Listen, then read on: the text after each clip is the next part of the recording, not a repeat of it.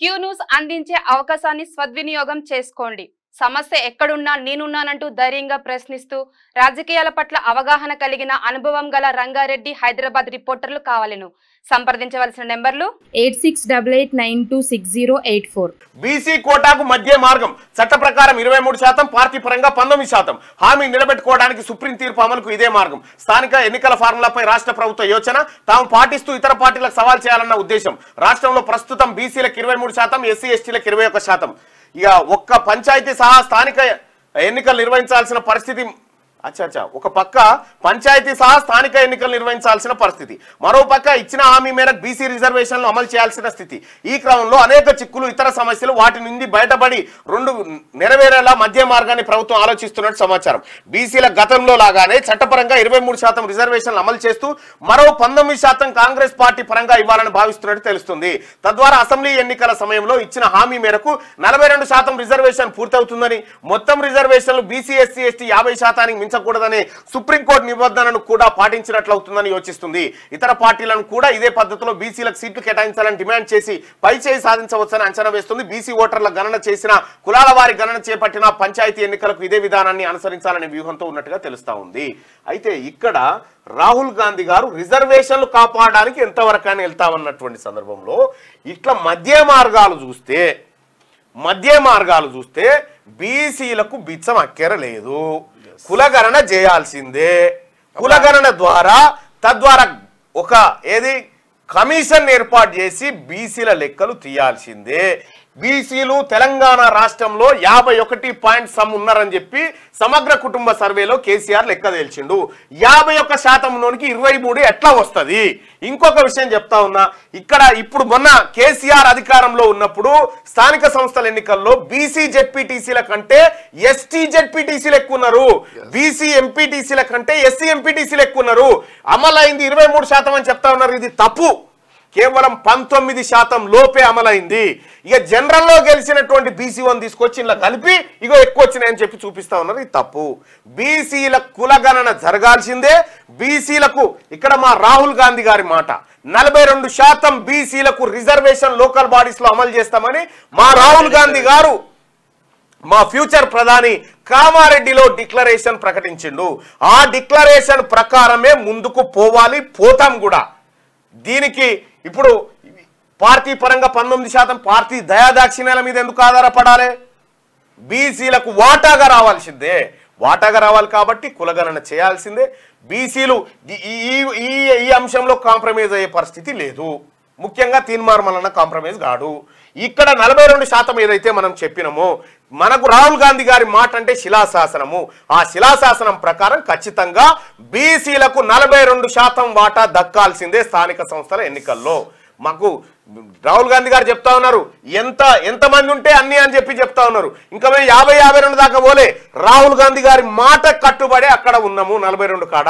ఆ 42% వాటా బీసీలకు దక్కాల్సిందే. ఈ విషయంలో ఇట్లా చేస్తే రాహుల్ గాంధీ గారి మాట పోయినట్టు అవుతుంది. ఆయన తలదించుకునే పరిస్థితి మేము తీసుకురాకూడదు. వీళ్ళు 19% కలిపి మిగతా పార్టీలను మీరు కలపండి అంటే బిచ్చం ఎత్తుకున్నట్టు అవుతుంది. ఈడబ్ల్యూఎస్ కోట ఉద్యోగాల్లో ఈ తెలంగాణ రాష్ట్రంలో వాళ్ళు ఉన్న కోట ఒక్కసారి నేను చూపిస్తా ఊరు ప్రజలారా.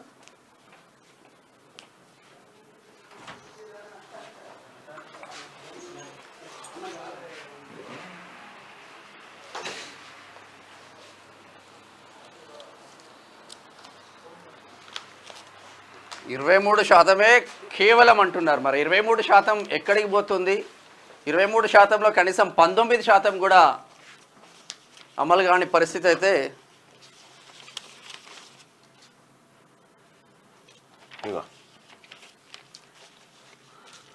గ్రూప్ 4 ఎగ్జామ్ ఉంది. గ్రూప్ 4 ఎగ్జామ్లో ఈడబ్ల్యూఎస్కు సంబంధించి అప్లై చేసిన వాళ్ళు ఎంతమంది? 24,891 మంది. అంటే ఎంతమంది? 3.42% టోటల్లో 3.42% ఉన్నటువంటి వాళ్ళకు ఎంత ఇచ్చారు? 10% రిజర్వేషన్. 3 పెట్టు ఇక్కడ. సో గ్రూప్ 4 చిన్నది అనుకుందాం, చిన్న దాంట్లో పెద్దగా అప్లై చేయరు, ఓసీలు అనుకుందాం. సో ఇక్కడ కూడా తెలంగాణ రాష్ట్రంలో ముఖ్యంగా 50 ఎకరాలు ఉన్నటువంటి ఓసీ ఈడబ్ల్యూఎస్ కిందికి వస్తుండు. గుంట భూమి కూడా లేనటువంటి ముదిరాజు, గుంట భూమి లేని ముదిరాజుకు 300 మార్కులు వచ్చినా ఉద్యోగం రాదు. ఇక్కడ 50 ఎకరాలు ఉన్నటువంటి ఓసీ ఆయనకు 220 వస్తుంది. ఇది ఎక్కడ ఈ రిజర్వేషన్? ఇప్పుడు ఈ ఈడబ్ల్యూఎస్ కోటా 10% రాష్ట్రంలో ఇంప్లిమెంట్ చేస్తా ఉన్నారు. ఏ ప్రాతిపదికన ఇంప్లిమెంట్ చేస్తా ఉన్నారు? ఇక్కడ 10% మంది ఈ ఈడబ్ల్యూఎస్ అంటే ఎకనామికల్లీ వీకర్ సెక్షన్, ఈడబ్ల్యూఎస్ అంటే ఎకనామికల్లీ వీకర్ సెక్షన్. సో ఇందులో ఓసీల జనాభానే కేసీఆర్ చెప్పినటువంటి లెక్కల ప్రకారం, సమగ్ర కుటుంబ సర్వే లెక్కల ప్రకారం ఎంత అంటే మొత్తం ఓసీ కేటగిరీ 6.98%. మొత్తం ఓసీ కేటగిరీ 6.98%. ఎక్కడిది ఇది? Telangana state as per the data option from integrated house hold survey SKS 2024 లెక్క ప్రకారం 6.98 ఉన్నారు మొత్తం ఓసీలు. దీంట్లో ఈడబ్ల్యూఎస్ అంటే ఇందులో ఎకనామికల్ గా వీకర్ ఉన్నటువంటి వాళ్ళకు ఈ రిజర్వేషన్ రావాలి. ఇందులో ఎంతమంది ఎకనామికల్ గా వీకర్ ఉంటారు అంటే మొత్తం ఓసీలంతా వీళ్ళు. దీంట్లో ఫైనాన్షియల్ గా వెనకబడ్డటువంటి వాళ్ళు ఉంటే 1 లేదా 1.5% ఉంటారు. ఈ 1.5%కి 10% రిజర్వేషన్ ఉద్యోగాలు ఇస్తే అప్లై చేసిన కళ్ళొచ్చే. ఇక్కడ ఎస్టీలకు, బీసీలకు, ముఖ్యంగా ముదిరాజులకు ఆ తర్వాత వీళ్ళకు బీసీబీలో ఉన్నటువంటి గౌడ సోదరులకు కానీ వీళ్ళకు 300 వచ్చినా రాదు. వీళ్ళకేమో 210, 220 వచ్చినా వీళ్ళకి ఉద్యోగాలు వస్తూ ఉంటే మళ్ళీ ఒక 30 ఏళ్ళు వీళ్ళే కదా వీళ్ళే కదా. సో ఈ రకంగా మరి ఏ కమిషన్ వేసి ఇక్కడ ఓసీల లెక్క తేల్చి 10% ఇంప్లిమెంట్ చేస్తా ఉన్నారు? ఇది చెప్పాల్సినటువంటి అవసరం ఉంది. ఇది చెప్పాల్సిన ఈ 10% ఇక్కడ ఒక లెక్క చూడాలి కాక, మీరు బాగా అర్థం చేసుకోరి. సమగ్ర కుటుంబ సర్వే లెక్కల ప్రకారం ఓసీల జనాభా 6.98% అని చెప్పి కేసీఆర్ ఇప్పటికి వెబ్సైట్లో ఉంది, చూసుకోవచ్చు. 6.98% అని చెప్పిన తర్వాత ఇందులో ఎకనామికల్ గా వీకర్ గా ఉన్నటువంటి వాళ్ళు ఎంత ఉంటారు? 1 లేదా 1.5% ఉన్నారు. వీళ్ళకు ఎంత శాతం రిజర్వేషన్ ఇవ్వాలి? వీళ్ళ జనాభా మొత్తంకి ఇచ్చినా కూడా 1.5% రిజర్వేషన్ మ్యాక్స్. కానీ వాళ్ళ ఈడబ్ల్యూఎస్ 10% అమలు చేస్తా ఉంటే ఒక ముదిరాజు ఆయనకు 300 మార్కులు వస్తే ఉద్యోగం రాలే. ఇదే ఈడబ్ల్యూఎస్ వాళ్ళకు 210కి వచ్చింది, 220కి వచ్చింది. రాజ్యాంగ మౌలిక సూత్రాలకు విరుద్ధం. కాబట్టి తెలంగాణ రాష్ట్రంలో ఈ ఈడబ్ల్యూఎస్ కోటా ఎట్లా నిర్ణయించారు? తెలంగాణ రాష్ట్రంలో ఉన్నదే గింత మీ లెక్కల ప్రకారం 10% ఎట్లా ఇంప్లిమెంట్ చేస్తారు? కొన్ని చోట్ల ఉన్నారు, కొన్ని చోట్ల 20-25% ఉన్నారు. అక్కడ ఇంప్లిమెంట్ చేయండి, మాకే ఇబ్బంది లేదు, అక్కడ ఇంప్లిమెంట్ చేయండి. కానీ ఇక్కడ పరిస్థితి ఏంది అంటే అసలు అక్కడ కూడా ఇంప్లిమెంటేషన్ చేయడం తప్పే. అసలు ఈడబ్ల్యూఎస్ కోటానే తప్పు. ఫస్ట్ విషయం ఏంటంటే ఎందుకు ఇంప్లిమెంటేషన్ చేయడం తప్పు అంటున్నాం అంటే రాజ్యాంగ మౌలిక సూత్రం ఏం చెప్తుందంటే సమాజంలో అట్టడుగు వర్గాలను ఎవరైతే ఉన్నారో ఇప్పుడు ఎక్కడైనా కూడా సమాజంలో హెచ్చు తగ్గులు అనేది ఉన్నది. ఆ హెచ్చు తగ్గులను సమానత్వంగా తీసుకురావడం కోసం రిజర్వేషన్ వ్యవస్థ అనేది పుట్టుకొచ్చింది. సో అంబేద్కర్ తీసుకొచ్చినటువంటి ఆలోచన విధానం కూడా సో ఆ రోజు దళితులకు కానీ, గిరిజనులకు కానీ, బీసీలకు కానీ సో ఎందుకు రిజర్వేషన్లు అవసరం పడ్డాయంటే అగ్రవర్ణాలన్నీ కూడా ఆ స్థాయిలో ఉన్నాయి, వీళ్ళంతా కూడా ఈ స్థాయిలో ఉన్నారు. దీన్ని సమాన స్థాయికి తీసుకురావాలనుకున్నప్పుడు సో ఈ సమాన స్థాయికి ఇట్టున్నోళ్ళు ఎట్లా సాధ్యమవుతుంది? సో వీళ్ళని పెంచుకుంటూ రావాలి. సో వీళ్ళని కొంచెం ఉన్న కాకుండా క్రమేణా ఈ స్థాయికి వచ్చినప్పుడు సమాజం ఇట్లా వస్తుంది అనేది మౌలిక సూత్రం. తద్వారా ఇప్పుడు వీళ్ళు ఈడబ్ల్యూఎస్ కూడా తీసుకురావడం వల్ల ఏమైందంటే ఇప్పుడు ఏదైతే ఉన్నారో వీళ్ళు ఇట్లా ఇంకా కిందికి పోతా ఉన్నారు, వీళ్ళు ఇక్కడ ఉన్న ఇంకొంచెం పైకి ఎక్కుతా ఉన్నారు.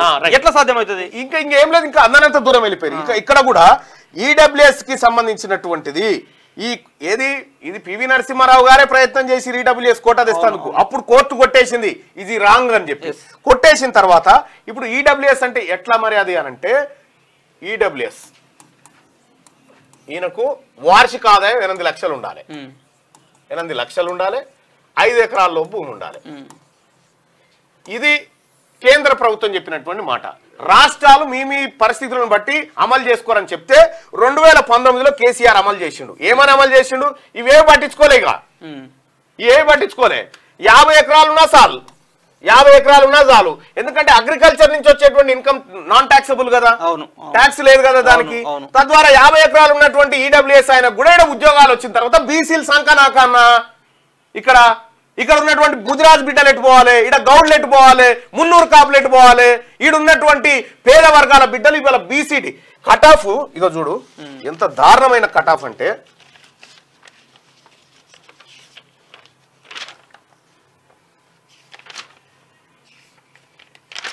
మీకు పెద్ద బ్రేకింగ్ ఏంటంటే ఈ కానిస్టేబుల్ భర్తీ కానీ చిన్న చిన్న ఉద్యోగాలు గ్రూప్ 4 లాంటి ఉద్యోగాలు అంటే చూసినావా, అందులో ఈడబ్ల్యూఎస్ కోటా అనేది బ్యాక్లాగ్ పోస్టులు మిగులుతాయి.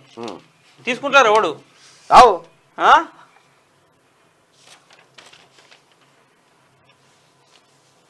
ఓసీ ఈడబ్ల్యూఎస్ ఎంత దారుణాతి దారుణం అంటే, నిన్న లెక్కలు చూస్తుంటే కన్నీళ్ళు వచ్చినాయి. బీసీ బిడ్డలు వచ్చి లొల్లి పెట్టేది అందుకే.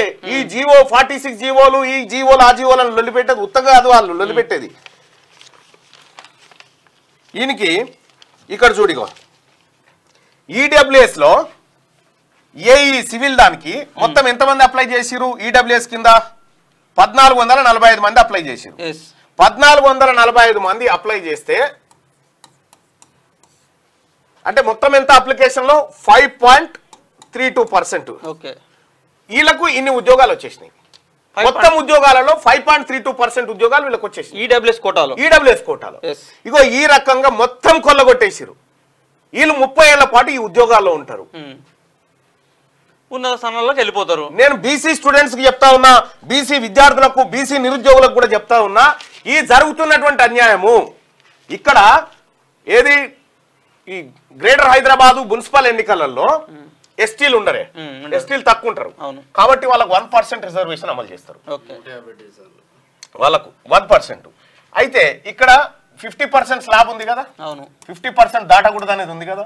ఇక్కడ ఏమైంది, ఇలా 1%, ఆ తర్వాత 15% ఎస్సీ, ఇట్లా చేసిన తర్వాత 47% మొత్తం టోటల్ ఫిల్ అయింది. మరి 3% తక్కువ ఉంది కానీ బీసీలకు ఇయ్యాలి కదా, ఇయ్యలే, తీసుకుపోయి జనరల్ లో కలిపిరు. ఈ రకంగా కుట్రలు చేస్తా ఉన్నారు. దీన్ని ఎట్టి పరిస్థితుల్లో సహించము. మీరు ఈ ఈడబ్ల్యూఎస్ రిజర్వేషన్ 10% ఎట్లా ఇంప్లిమెంట్ అవుతుంది? 10% లేని ప్రజలకు 52% ఉన్న బీసీలకు 23% ఇస్తాను మీరు చెప్తా ఉంటే, ఇలా 6.69% ఉన్నటువంటి ఓసీలకు 10% రిజర్వేషన్ ఎట్లయితుంది? 1% వీకర్ సెక్షన్ ఉన్నటువంటి సెక్షన్ లో 100% ఎట్లా, 10% ఎట్లా రిజర్వేషన్ ఇస్తారు? ఇది తేలాల్సినటువంటి అంశం. దీన్ని ఎట్టి పరిస్థితుల్లో వదిలిపెట్టే ప్రసక్తే లేదు. ఇది బీసీ బిడ్డలకు అన్యాయం జరుగుతా ఉంది ఇక్కడ.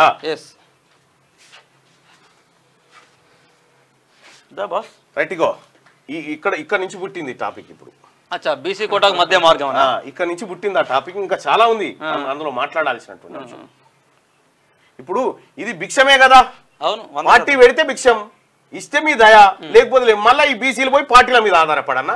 బాజప్తగా వాటాగా రావాల్సింది మా రాహుల్ గాంధీ గారు, మా నాయకుడు చెప్పినటువంటి మాట ప్రకారం మాకు వాటా రావాల్సిందే.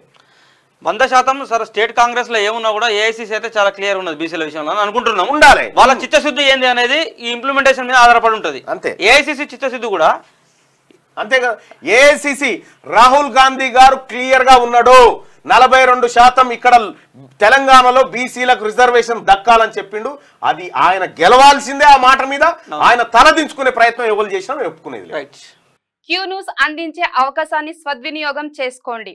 సమస్య ఎక్కడున్నా నేనున్నానంటూ ధైర్యంగా ప్రశ్నిస్తూ రాజకీయాల పట్ల అవగాహన కలిగిన అనుభవం గల రంగారెడ్డి హైదరాబాద్ రిపోర్టర్లు కావాలను సంప్రదించవలసిన నెంబర్లు 8688926084.